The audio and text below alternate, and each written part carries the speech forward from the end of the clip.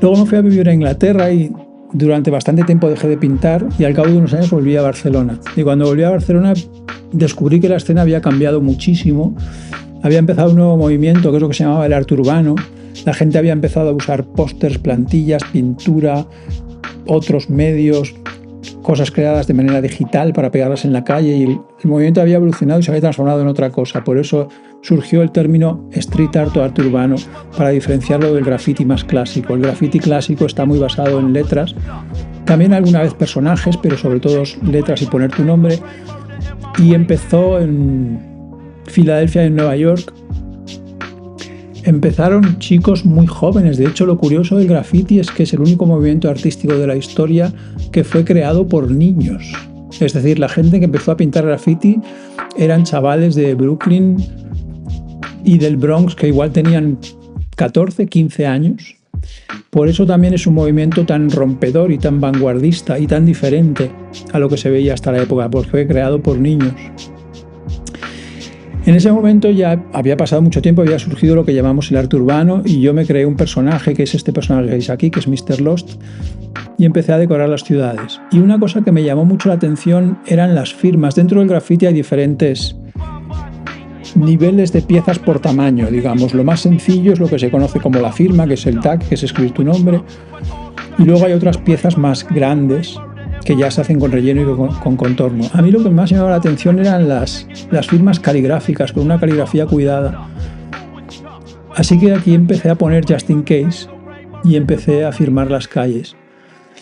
La caligrafía es algo que requiere tiempo y para que quede bonito tienes que estar en un estado de relajación. De hecho, por ejemplo, en los monjes budistas, cuando hacen caligrafía, antes de hacer caligrafía meditan, porque en el trazo se refleja tu estado de ánimo. Entonces, si estás muy estresado, la letra no va a quedar bonita. Y si estás muy tranquilo, el trazo va a quedar mucho más bonito. Y al salir a pintar grafiti a la calle, hay cierto componente de estrés, porque puede venir la policía. Entonces, lo que empecé a hacer yo es preparar pósters en casa. Entonces, en casa me hacía los pósters tranquilamente con caligrafía y después salía y los pegaba con cola.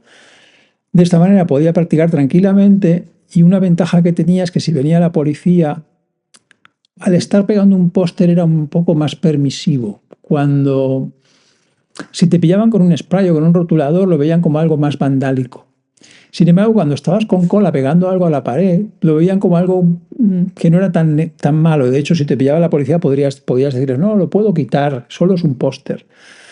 Entonces, por un lado podía trabajar tranquilamente en casa y por otro lado no estaba tan mal visto. Así que empecé a crear pósters con mi nombre, a usar plumilla y añadirles también pequeños salpicones de tinta para que pareciera que el trazo tenía tanta fuerza que la tinta salpicaba al final para crear ese efecto. Pero llegó lo que se conoce como la ordenanza cívica. En Barcelona llegó un momento en el que el ayuntamiento se cansó, porque en Barcelona había mucha permisividad. Durante los 2000, 2001, 2002, en general el ayuntamiento dejaba que la gente pintara, no había mucho control y eso creó cierto efecto llamada. Eso hizo que viniera, claro, empezó a correrse la voz por Europa, decían, en Barcelona se puede pintar, la policía no te dice nada, no te multan. Eso es muy diferente de lo que sucede en otros países. En el norte de Europa hay multas muy grandes, puede haber penas de cárcel. En Estados Unidos hay penas de cárcel por graffiti.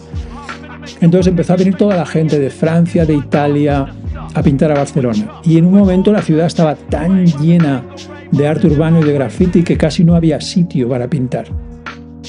Para mí era algo muy bonito, pero claro, el ayuntamiento, digamos que terminó cansándose, le parecía un poco demasiado. Entonces crearon una ordenanza cívica que prohibía el graffiti, prohibía hacer skate, patinar, prohibía también mendigar, ponían multas a los mendigos, ponían multas a los skaters, les confiscaban las tablas de skate.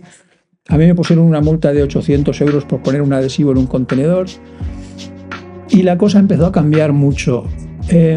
Yo al principio empecé a rebelarme un poco contra todo esto y me hice una plantilla que ponía el Grises Aburridos.